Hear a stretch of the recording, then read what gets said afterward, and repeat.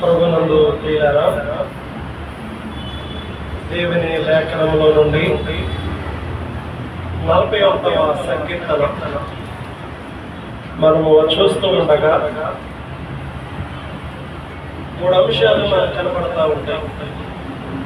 ఒకటి, మొదటి వచనం నుండి 4 వచనాలు మనం చదివినట్లయితే పేదలు కనపడతా ఉంటారు. తదుపరి 5వ వచనంలో మనము చదివినట్లయితే ప్రియులారా, 5వ వచనం నుండి 12వ వచనం వరకు శత్రువు కనపడతా ఉంటారు. మధ్యలో 4వ వచనంలో దావీదు తన పాపాన్ని ఒప్పుకున్నట్టు కనపడతా ఉంటారు. 3 విషయాలు. ఒకటి, పేదలు కనపడుతున్నారు. 2వది, శత్రువులు కనపడతా ఉన్నారు. 3వది, దావీదు ఒప్పుకోలు కనపడతా ఉంది తన పాపాల గురించి. శత్రువు అనేవాడు ఎప్పుడు వస్తాడో, ఎలా వస్తాడో తెలియదు. నిన్నటి వరకు బాగానే ఉన్నామండి అంటారు. సడన్ గా మాటల్లో, వారి యొక్క చేష్టల్లో శత్రుత్వం అనేది ప్రారంభించబడతారు. దావీదు జీవితంలో దావీదు మేలే చేశాడు, కానీ దావీదుకు శత్రువులు ఉన్నారు. వారు ఏం చేస్తా ఉన్నారు అని అంటే 5వ వచనంలో అంటున్నారు, నా శత్రువులు నా విషయమై చెడ్డ మాట్లాడుతూ ఉన్నారు. శత్రుత్వం రానంత వరకు మంచి మాట్లాడతారు. శత్రుత్వం అనేది వచ్చిందనుకోండి, అంతవరకు మనం చేసిన మంచి అంతా కూడా పోతారు. వారేం మాట్లాడతారు అని అంటే మన గురించి చెడ్డ మాటలు మాట్లాడతారు అన్నాడు. ఇంకేమన్నాడు అని అంటే 7వ వచనంలో నన్ను ద్వేషించు వారు అన్నాడు. వారు ద్వేషిస్తారు. ఒకటి, చెడ్డ మాటలు మాట్లాడతారు. 2వది, వారు ద్వేషిస్తారు. 3వది, అవసరమైతే తమ మడిమెను మన మీదకి ఎత్తుతారు. 9వ వచనంలో నన్ను తన్నుటకై తన మడిమెను ఎత్తెను అన్నాడు. శత్రువు అనేవాడు చెడ్డ మాటలు మాట్లాడతాడు. శత్రువు అనేవాడు ద్వేషిస్తాడు. శత్రువు అనేవాడు అవసరమైతే తన మడిమ మన మీద ఎత్తుతాడు. అది కుదరకపోతే వాడు ఎప్పుడు చచ్చును కదా. అక్కడ చూడండి, 5వ వచనంలో వాడు ఎప్పుడు చచ్చును, వాని పేరు ఎప్పుడు మాసిపోవును అని వారు చెప్పుదురు అన్నాడు. అది కుదరలేదనుకోండి, వారు ఏమని శపిస్తారు అంటే 8వ వచనంలో కుదరని రోగము వారికి సంభవించును, వాడు ఈ పడక మీద నుండి తిరిగి లేకుండా ఉండాలి కదా అని వారు చెప్పుకుంటారట. శత్రు కనుక లోకంలో ప్రతి మానవునికి ఎవరుంటారు? శత్రువులు ఉంటారు. శత్రువు బయట వారే కాదు, ఇంటిలో వారు కూడా. కొన్ని నెలల్లో ఇప్పుడు దావీదుకు శత్రువు ఎవరు? బయట వారు లేరు. బయట వారు ఎలాంటి వారైనా వాళ్ళు చెప్పేసేవాడు దావీదు. కాబట్టి యుద్ధానికి వెళ్ళి అపజయం పొందిన వాడు కాదు. దావీదు జీవితాన్ని మనం చదివితే యుద్ధాలకు వెళ్ళి అపజయాలు పొందిన వాడు కాదు. కానీ శత్రువు అనేవాడు ఇంట్లోనే ఉన్నాడు. అబ్షాలోము ఎవరతను? సొంత కుమారుడు. ఆయన దావీదుకు శత్రువు. దావీదును చంపాలని ప్రయత్నించిన వాడు. సౌలు ఎవరతను? దావీదు యొక్క మామ. అతడు కూడా ఈట పట్టుకొని దావీదును చంపాలని తరుముతున్నవాడు. మీకాలు ఎవరావిడి? భార్య. ఆవిడ కూడా ఆయన్ని రకరకాలుగా హింసించింది, హేళనపరిచింది కదా. మనకు తెలిసిన విషయాలు. కాబట్టి శత్రువు ఏమనుకుంటాడో, శత్రువు ద్వేషిస్తా ఉన్నాడు అన్నాడు. శత్రువు వానికి కుదరని రోగం రావాలి కదా అంటా ఉన్నాడు. వాడు మంచం మీద నుండి లేవకూడదు అని అంటా ఉన్నాడు అని దావీదు దేవుని సన్నిధిలో ప్రార్థన చేస్తున్నాడు. ఇది మనవి. చూడండి, నన్ను కరుణింపుము, నా ప్రాణము స్వస్థపరచుము అని మనవి చేసి ఉన్నాను అన్నాడు 4వ వచనంలో. మనవి చేస్తా ఉన్నాడు. ఇప్పుడు నన్ను ఏం చేయాలి? నేను కరుణించాలి. శత్రువు ఉన్నాడు, శత్రువు నుండి కరుణించాలి. నన్ను రక్షించాలి, నన్ను రక్షించాలి, నన్ను విడిపించాలి, నన్ను విమోచించాలి అని దేవుని సన్నిధిలో మనవి చేస్తా ఉన్నా. ఎంతమంది శత్రువులున్నా దావీదుకు శత్రువులు చాలా మంది, ఇంటి వారే, కుటుంబస్తులే. కానీ దేవుడు దావీదును శత్రువుల చేతికి అప్పగించలేదట. ప్రశ్న అక్కడే ఉంది, జవాబు కూడా అక్కడే ఉంది. 11వ వచనంలో నా శత్రువు నా మీద ఉల్లసింపక ఉండుట నేను చూడగా. ఇప్పుడు నా శత్రువు నా మీద ఉల్లసింపలేదు, సంతోషించలేదు. సౌలు శత్రువే కానీ దావీదును బట్టి దావీదు పతనాన్ని చూసి ఉల్లసించలేకపోయాడు. అంటే దావీదుకు పతనం అనేది సౌలు చూస్తుండగా రాలేదు. దావీదు దావీదులాగే ఉన్నాడు, రాజులాగే ఉన్నాడు, యుద్ధ శూరులాగే ఉన్నాడు, బ్రతికే ఉన్నాడు. కానీ సౌలు తన ఇంటి మీద తానే పడి చనిపోయాడు.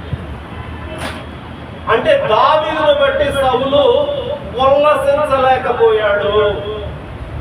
దావీదును బట్టి అబ్షాలోము ఉల్లసింపలేకపోయాడు.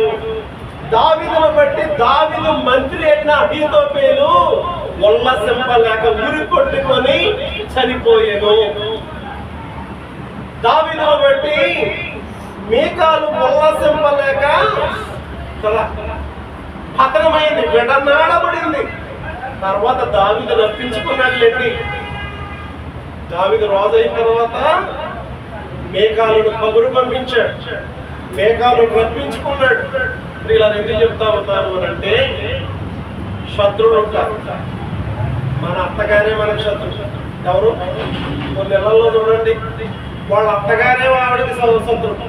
ఓ కోడలు ఓలా చూద్ది, ఓ కోడలు ఓలా చూద్ది, కూతురు ఓలా చూద్ది, కోడలు ఓలా చూద్ది. ఆలోచన చేస్తున్నారా? చాలా చూసాను నేను.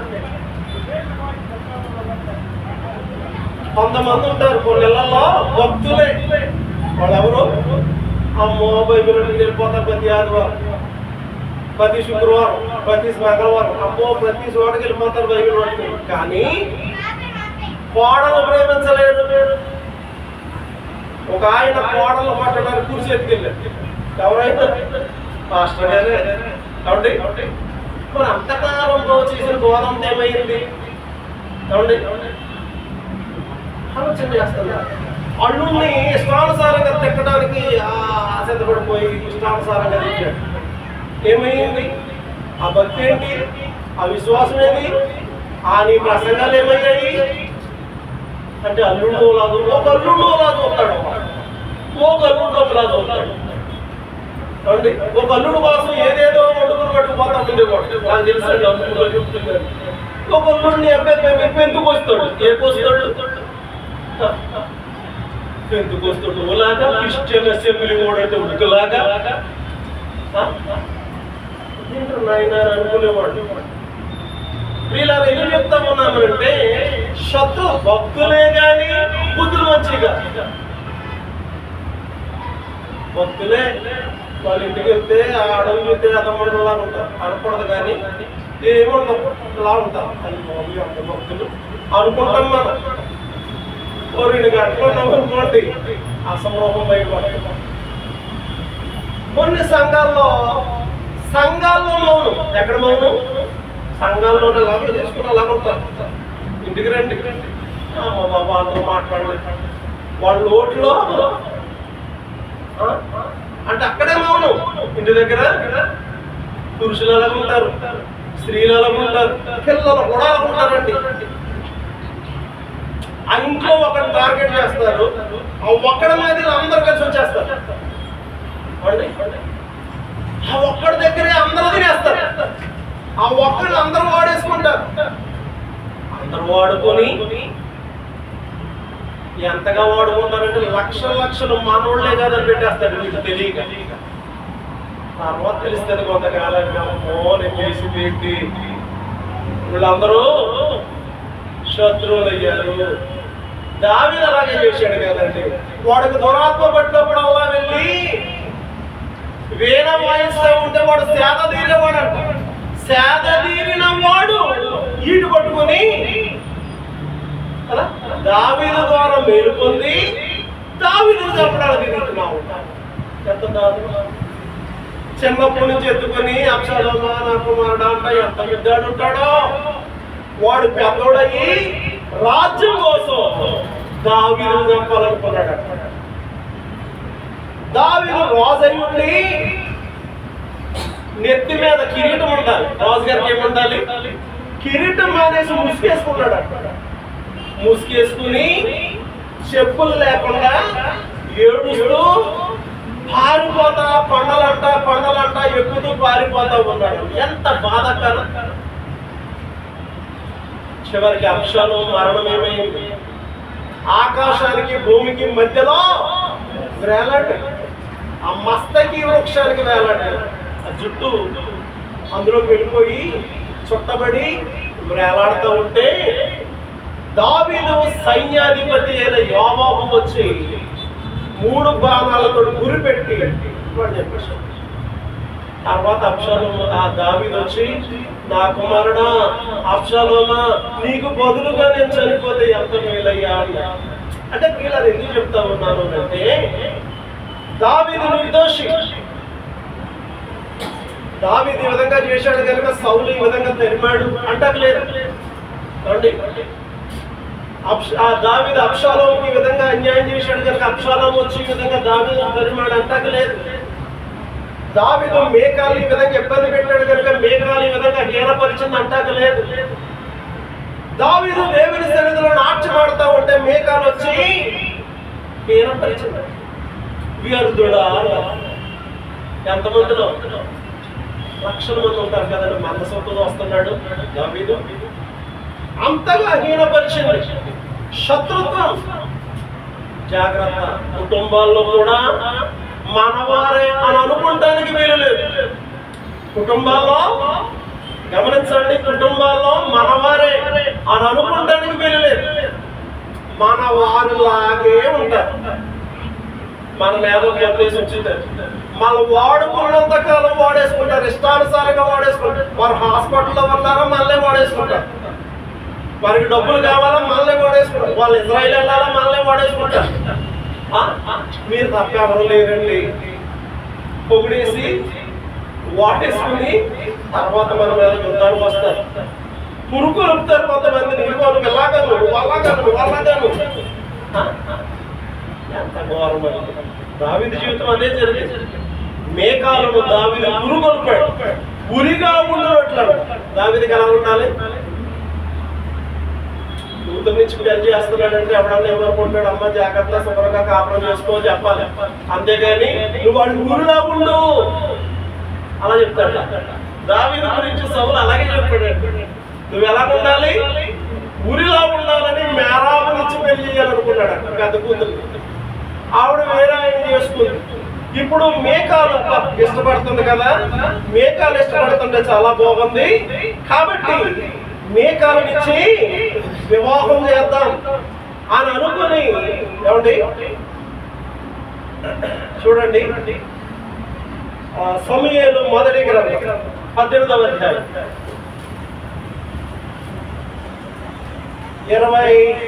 28వ వచనం 20వ వచనం అండి. అయితే తన కుమార్తె అయిన మీకాలు దావీదు మీద ప్రేమ కలిగి ఉండగా సౌలు విని ఆమె సంతోషించి, ఆమె అతనికి ఎలా ఉండాలట? అవసరం అంటారండి. భార్యను వేసుకుంటాం మనం, అది ఊళ్ళో ఉందనుకో మనకి ఎలా ఉంటుంది? మనకి ఇగో దండమే బాబోయ్ బాబు అంతేనా, విడిచిపెట్టేస్తా. ఇప్పుడు ఆ సౌలలో ఉన్నాడు, అంత దుర్మార్గుడు చూశారా? మళ్ళీ భక్తుడే. ఆ 10వ సౌలు ప్రవక్తలలో ఉన్నాడా అనే వదంతో వచ్చేసిందంట. అంతలాంటి ప్రసంగికుడు, ప్రసంగాలు మాటలు కొట్టేసి చూడండి.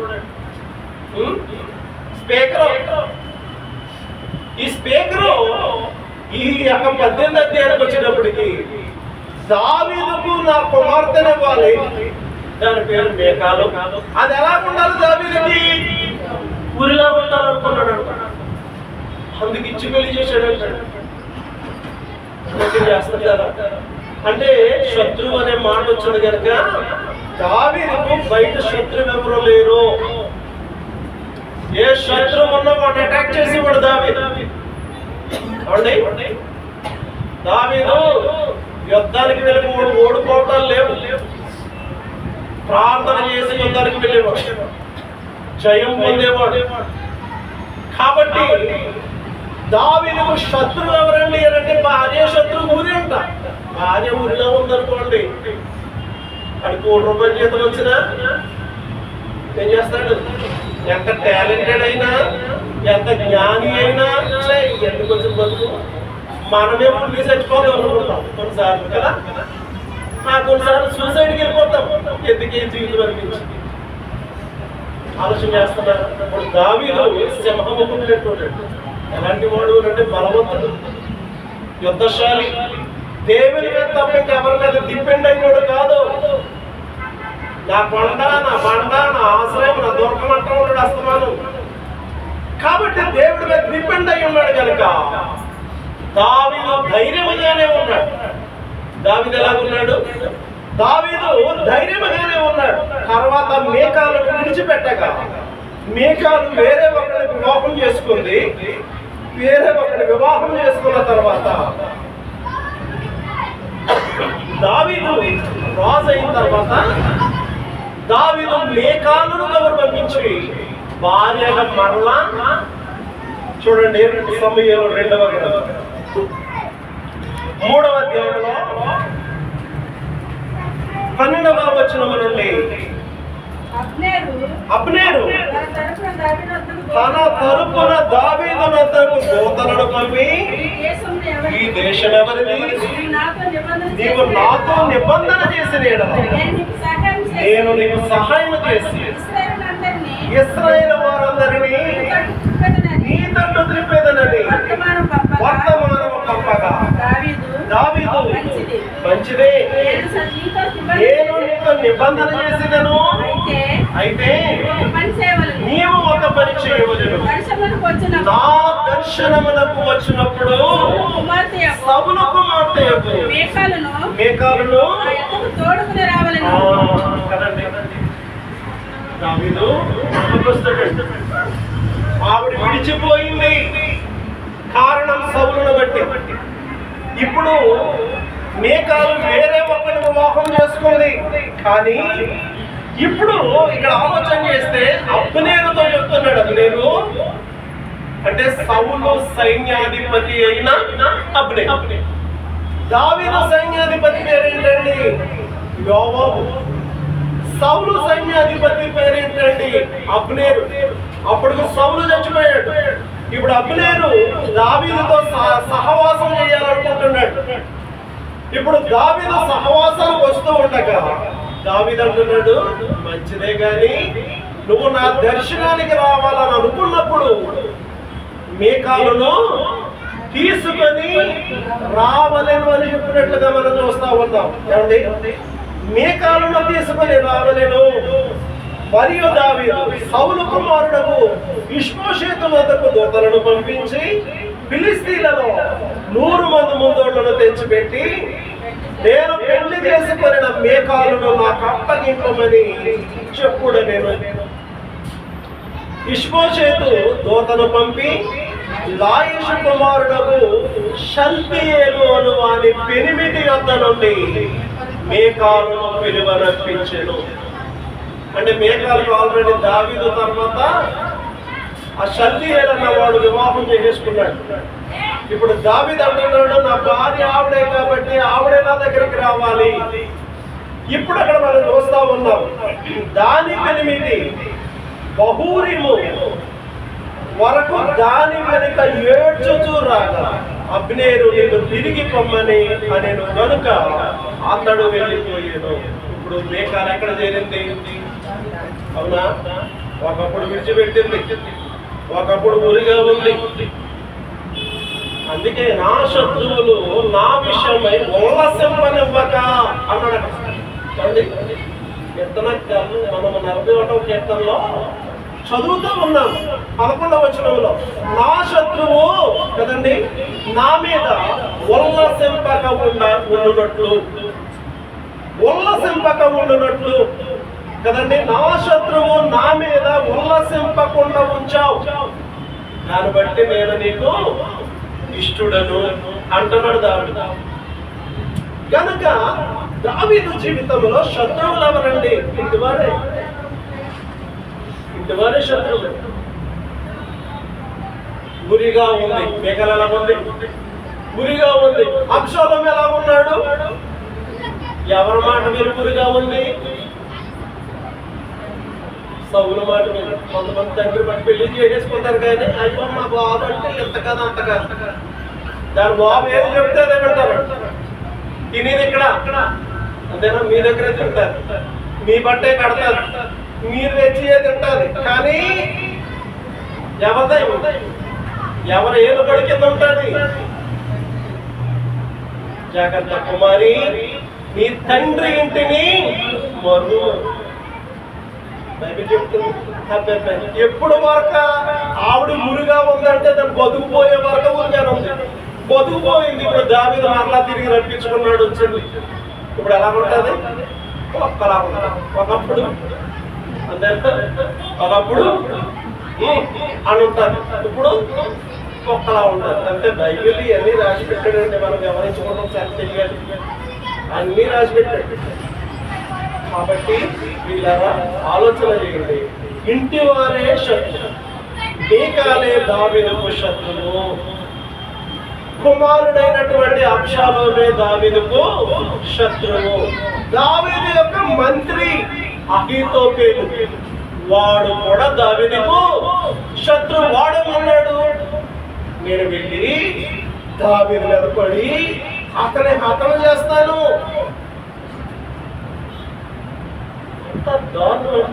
మన మనిషి. ఇప్పుడు మంత్రి ఎవరు? మంత్రి దావీదు మంత్రి. దావీదు చంపేస్తానన్నాడు. ఈ బోధ అబ్షాలోమునకు యుక్తముగా ఉండేను. సమూయేలు చూడండి 2వ గ్రంథంలో 17వ అధ్యాయం.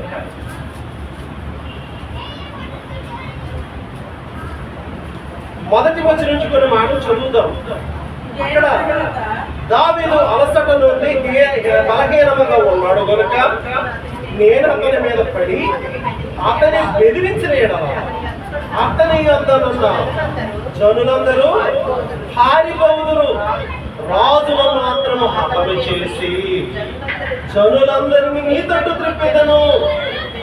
నీవు వెదుకు మనిషిని నేను పట్టుదలగా జనులందరూ వచ్చి నీతో సమాధాన పడుతురు కనుక నీ చిత్తమైతే నేను 12,000 మందిని ఏర్పాటు చేసుకుని ఈ రాత్రి దావీదును తరిమి పట్టుకుందునని అహీతోపెలు కదా. అహీతోపెలు ఎవరితో అంటున్నాడు? అబ్షాలోముతో అనగా ఈ బోధ కదా. ఈ బోధ అబ్షాలోమునకు ఎలా ఉంది అని అంటే యుక్తముగా ఉందంట.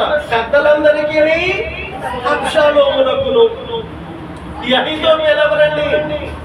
15వ అధ్యాయంలో 12వ వచనం, మరియు బలి అర్పింపవలనని ఉండి అబ్షాలోము గిలోనీయుడైన అహీతోపెలు దావీదు యొక్క మంత్రి దావీదు చంపేస్తాడు. ఎంత ఘోరమో మీరు ఆలోచన చేయండి. దావీదు యొక్క మంత్రి దావీదును చంపేస్తానన్నాడు. మధ్యలో దావీదు తన స్నేహితుని ఒకడు పంపించాడా లేదా? గతంలో ఆ స్నేహితుల దినోత్సవంలో మనం చెప్పుకున్నాం. ఆ స్నేహితుడు వచ్చి మన అబ్బాయి ఈసారి అహితోపేలు చెప్పు ఆలోచన మంచిది కాదు అన్నాడు. అది ఎప్పుడైతే అన్నాడో అది నెరవేరలేదు కాబట్టి ఆ స్నేహితుడి పేరేంటి? హూషై. 15వ అధ్యాయం 37వ వచనంలో దావీదు స్నేహితుడైన హూషై పట్టణములకు వచ్చుచుండగా అబ్షాలోమును యెరూషలేము వచ్చెను.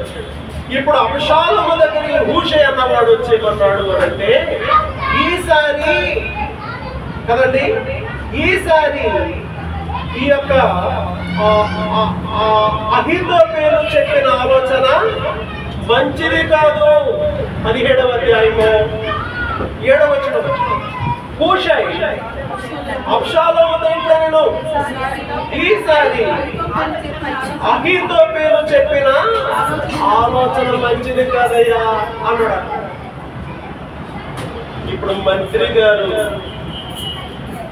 విసిగిపోయి నా ఆలోచన మంచిది కాదంటారా అని అనుకుని ఊరి పెట్టుకొని అక్కడ చూడండి పక్కనే ఉంటుంది 23వ వచనం అహితోపేలు తాను చెప్పిన ఆలోచన జరగకపోవుట చూసి గాడిద కంతకట్టి ఎక్కి తన ఊరినున్న తన ఇంటికి పోయి తన ఇల్లు చక్క పెట్టుకొని ఊరి పోసుకొని అందుకే అన్నాడు దావీదు, దేవా నా శత్రువులు నా విషయమై ఉల్లాసపనీయలేదు, అందును బట్టి నేను నీకు ఇష్టడనని తెలుస్తుంది అన్నాడు. ఈ 41వ కీర్తన 11వ వచనంలో ఆలోచన చేస్తున్నారా? 41వ కీర్తన 11వ వచనంలో దేవా ఆ మాట చూడండి ఎంత బాగుందో. నా శత్రువులు నా మీద ఉల్లసింపక ఉండుట నేను చూడగా నేను నీకు ఇష్టడనని తెలియనాయను. దేవా మేఘాలు నాకు శత్రువు, నన్ను అటాక్ చేయలేకపోయింది. ఇప్పుడు నేను నీకు ఇష్టడనన్న సంగతి నాకు అర్థమైంది. అహితోపేలు నా మంత్రే, నన్నే చంపాలనుకున్నాడు, అది కూడా నువ్వు నెరవేర్చలేదు. అంటే నేను నీకు ఇష్టడనన్న సంగతి నాకు తెలిసిపోయింది. తర్వాత అబ్షాలోము ఏం చేస్తా ఉన్నాడు అంటే దావీదును తరుముతూ ఉన్నాడు. ఏం చేస్తున్నాడు? సొంత తండ్రిని ఏం చేస్తా ఉన్నాడు అంటే తరుముతూ ఉన్నాడు. చూడండి 13వ వచనం సమూయేలు 2వ గ్రంథం 15వ అధ్యాయంలో ఇశ్రాయేలీయులు అబ్షాలోము పక్షం వహించారని దావీదుకు వర్తమానము రాగా దావీదు యెరూషలేము ఉన్న తన సేవకులందరికీ ఇలాగా ఆజ్ఞాపించాడు, అబ్షాలోము చేతిలో నుండి మనము తప్పించుకొని రక్షణ పొందలేము. కాబట్టి దావీదు ఏం చేస్తా ఉన్నాడు అంటే 30వ వచనంలో దావీదు ఒలీవ చెట్ల కొండ ఎక్కుచు ఏడ్చుచు తల కప్పుకొని పాదరక్షణ లేకుండా కాలి నడకను వెళ్ళి చాలా బాధాకరం. అతడు కాలి నడకను వెళ్తా ఉన్నాడండి. చాలండి, జనులందరూ అలాగే వెళ్తా ఉన్నారు. అబ్షాలోము వెనక తరుముతా ఉన్నాడు. ఈ లోపల అబ్షాలోము చుట్టూ ఏమైంది? ఆ మస్తకి వృక్షములో దూరింది. చెక్కబడగా ఇప్పుడు గాడి వెళ్ళిపోయిందట. ఆయన ఏం చేస్తా ఉన్నాడు అంటే ఆకాశానికి భూమికి మధ్యలో వేలాడుతూ ఉంటాడు. చూడండి సమూయేలు 2వ గ్రంథం 18వ అధ్యాయం 9వ వచనం. అబ్షాలోము కంచెర గాడిద మీద ఎక్కిపోవచ్చు. ఆ కంచెర గాడిద ఒక గొప్ప మస్తకి వృక్షం యొక్క చిక్కు కొమ్మల క్రిందికి పోయినప్పుడు అతని తల చెట్టుకు తగులుకొనినందున అతడు ఎత్తబడి ఆకాశములకు భూమికి మధ్య వేలాడుచుండగా అతని క్రిందనున్న కంచరి గాడిద సాగిపోయేను. గాడినే వెళ్ళిపోయింది. జుట్టేమో మస్తకి వృక్షములో వేలాడుతుంది. దూరిపోయి అందరం ముందుకు చిక్కుపోయింది. ఇప్పుడు ఈ మనుషుడు భూమికి ఆకాశం అనే చెట్టుకి మధ్యలో వేలాడుతున్నాడు. ఈ లోపలనండి 14 వచనం, యోబాబు నీవు చేయి వరకు నేను కాచుకొని ఉందనా అని చెప్పి 3 బాణముల చేత పట్టుకొని పోయి మస్తకి వృక్షమున వేలాడుచు ఇంకను ప్రాణముతో ఉన్న అబ్షాలోము యొక్క గుండెకు గురిపెట్టి తన ఆయుధములు మోయేవారు 10 మంది చుట్టుపోయి ఉండగా అబ్షాలోమును కొట్టి కదా. గమనించండి, నా శత్రువులు నా మీద ఉల్లసింపకుండా నువ్వు చేసినందుకు నేను నీకు ఇష్టడనని నాకు తెలిసింది ప్రభువా. ప్రధాన శత్రువులు నలుగురండి. దావీదుకు ప్రధానమైన శత్రువులు నలుగురు ఎవరండి? ఇంటివారే. సౌలు ప్రధానమైన శత్రువు. దావీదుకు దొరికినప్పుడల్లా, నాయనా దావీదా ఈ స్వరము నీదేనా, నువ్వు రాజు అయిపోతావు నాయన అంటున్నాడు తప్ప తరలటం మానాడా? వీడు తరుముతో చంపేయాలని చూస్తామంటే ఆయన ఎక్కడ రాజు అవుతాడు? చివరికి ఏమయ్యాడు అంటే తన ఈటి మీదే తనే పడి చంపాలి చంపాలి చంపాలి చంపాలని తిరిగాడట. ఎంతకాలము తిరిగినా ఏమండి, ఎంతకాలము తిరిగినా దేవుడు చూడండి. ఒక మాట చదువుతాం, సమూయేలు మొదటి గ్రంథం 23వ అధ్యాయం. సమూయేలు మొదటి గ్రంథం 23వ అధ్యాయం 14వ వచనం. అయితే దావీదు అరణ్యములోని కొండస్థలము యందున జీఫాను అరణ్యమున ఒక పర్వతమందు నివాసము చేయుచుండెను. ఒక పర్వతమునందు నివాసము చేయుచుండెను. సౌలు అనుదినము అతనిని వెదికినను. దేవుడు సౌలు చేతికి అతనిని అప్పగించలేదు. చూశారా? సౌలు దావీదును చంపాలని అనుదినము వెతుకుతూనే ఉన్నాడు. కానీ దేవుడు దావీదును సౌలు చేతికి అప్పగించలేదు. అప్పగించుంటే వారు ఉల్లసించేవారు. అప్పగించుంటే దొరకవరు నాయనంత కాలానికి అని చెప్పి వారు ఏం చేసేవారు? ఉల్లసించేవారు. ఆనాడు బలాఢ్యుడైనటువంటి సంసోను ఫిలిస్తీన్లకు దొరకగా వారు ఉల్లసించలేదా? వారు ఉల్లసించారు. వారు సంబరపడిపోయారు. మా దేవత ఈ సంసోన్ని మాకు అప్పగించిందని చెప్పేసి ఎంతో ఆనందించారు వారు. అలాగే దావీదు గనక శత్రువు చేతిలోనికి గనక లొంగిపోయి ఉంటే, దొరికి ఉంటే వారు దావీదును చంపేవారు. అదే సమయంలో వారు ఉల్లసించేవారు. ఈటి పట్టుకుని వస్తున్నాడంటే ఎందుకు? చంపడానికేనా? సౌలు చంపడానికి చూశాడు, కానీ దావీదును దేవుడు అప్పగించలేదు. మీకాలు ఉరిగా ఉండాలనుకుంది, కానీ దేవుడు మీకాలు చేతికి దావీదును అప్పగించలేదు. అహీతోపెలు నేను వెళ్ళి అతనిని హతము చేయదునన్నాడు, కానీ దావీదును దేవుడు అహీతోపెలుకు అప్పగించలేదు. అబ్షాలోము దావీదును తరుముతో చంపాలనుకున్నాడు, కానీ దేవుడు దావీదును అబ్షాలోము చేతికి అప్పగించలేదు. ఈ నలుగురు దావీదు జీవితంలో ప్రధానమైన శత్రువులు. ఎవరండి వారు అంటే ఇంటి వారే. సౌలు ఇంటివాడే, మేకాలు ఇంటిదే, అబ్షాలోము ఇంటివాడే, మంత్రి కూడా తనవాడే, తన సామ్రాజ్యమును వాడే. గమనిస్తున్నారా? మా నోళ్ళకి అనుకుంటున్నారేమో. జాగ్రత్త. నీ దగ్గర ఉన్నంత కాలం నిన్ను వాడేసుకుంటారు. నీ దగ్గర ఉన్నంత కాలం నీ దగ్గర లాగేసుకుంటారు. నిన్ను వాడేసుకుని నీ దగ్గర లాగేసుకుని నిన్ను చివరికి ఎంటీ బాటిల్, నీళ్ళు లేని బాటిల్ గాలి కొట్టుకుపోతే ఎగిరిపోతూ ఉంటారు. ఆ విధంగా చేసేస్తారు. జాగ్రత్త. ఈ మాటలు ఎందుకు చెప్తా ఉన్నారు అంటే జాగ్రత్త కలిగి ఉండాలి.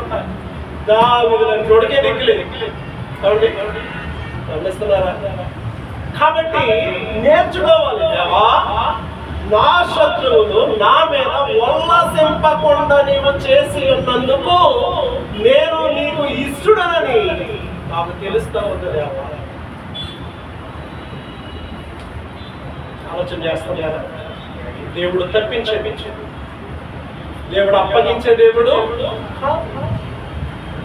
దావీదు ఒంటరిగానే ఉన్నాడు. వారు చాలా బలగం అయినప్పటికీ కూడా ద్వేషించారు. ఎప్పుడు చస్తాడా అని అనుకున్నారు. మంచం మీద నుండి లేవకూడదని అనుకున్నారు. కుదరని రోగం వాడికి రావాలనుకున్నారు. అనుకోలేదా? నువ్వు రావచ్చు కదా అన్నాడు. కాబట్టి మా బంధువురాలి అందుకు నేను రావాలా? మీకు తెలియదు. ఇవన్నీ అనిపించారంట. కాబట్టి ఇక్కడ మనం చూసినట్లయితే ఈ విధంగా బైబిల్లో దావీదు కూడా ఆ విధంగా అంటున్నాడు. వాడు ఎప్పుడు వచ్చు తిన్నంతకాలం శుభ్రంగా దిగేసి వాళ్ళకి నేను మీకు తెలియదు కొన్ని లక్షలు పెట్టాను. నాకు అమ్మ లేదు, నాన్న లేదు, గుణ లేదు, వీళ్ళే అమ్మో అమ్మో అమ్మో అనుకుని 20 సంవత్సరాలు పెట్టాను. 2 సంవత్సరాలు కొన్ని లక్షలు అబ్బా చికెన్ పకోడీ, వేడి వేడి చికెన్ పకోడీలు పట్టుకెళ్ళి పెట్టేవాడు. ఎన్నెన్ని హెల్ప్లో ఆ ఊళ్ళో అడిగి పెట్టారు. చివరికి ఏంటంటే రావచ్చు కదా అనేక అడిగొచ్చారు. కనుక ప్రియ దేవుని పెట్టాలి. విశ్వాసం మనం మేల్కో కలిగి ఉండాలి. మనం నమ్ముకున్న దేవుడు అలాంటి వాడు అంటే ఆయన నమ్మదగిన దేవుడు, ఆయన నమ్మకమైన దేవుడు. మనుషులు వాడుకుని విడిచిపెట్టేస్తారండి. దేవుడు విడిచిపెట్టే దేవుడు ఆయన విడిచిపెట్టలేదు కదా. నా యథార్థతను బట్టి నీవు నన్ను ఉద్ధరించుతున్నావు. నీ సన్నిధిని నిత్యము నన్ను నిలవబెట్టు. ఇశ్రాయేలు దేవుడైన యెహోవా శాశ్వత కాలము నుండి శాశ్వత కాలం వరకు స్తుతింపబడును గాక అన్నాడు. ఈ మాటలు ఎందుకంటా ఉన్నాడు అంటే శత్రువుల నుండి తప్పించబడతాడు, శత్రువుల నుండి రక్షించబడతాడు. దేవా, నేను నీకు ఇష్టడనున్న సంగతి నాకు నేర్పావు, నాకు చూపించావు. నా శత్రువులు ఉల్లసింపలేకపోయా, నా శత్రువులు ఉల్లసింపలేకపోయా. ఆ విధంగా నేను ఉంచాను, వందనాలు అని చెప్పి ఆయన ఆ దేవుణ్ణి ఇశ్రాయేలు దేవుడైన యెహోవా శాశ్వత కాలం నుండి శాశ్వత కాలం వరకు స్తుతింపబడును గాక.